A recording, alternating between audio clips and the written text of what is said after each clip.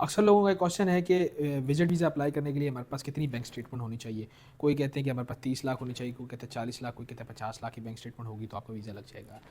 तो in reality अगर हम देखें तो बैंक स्टेटमेंट का मकसद ये होता है कि जो वीज़ा ऑफिसर है वो ये देखना चाहता है कि आप जो आ रहे हैं उस कंट्री विज़िट करने के लिए आपके पास इतने फ़ंड्स हैं या नहीं।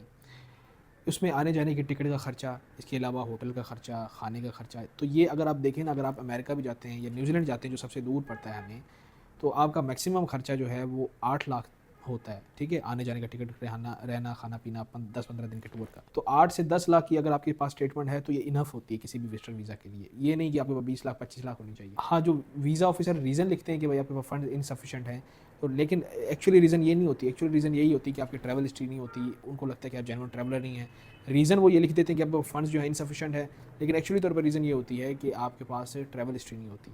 तो बैंक स्टेटमेंट जो है, अगर आप विजिट वीज़ा के लिए अपने अरेंज करें, मैनेज करें, तो आपने 8 से 10 लाख की अगर आपके पास स्टेटमेंट है तो ये इनफ है।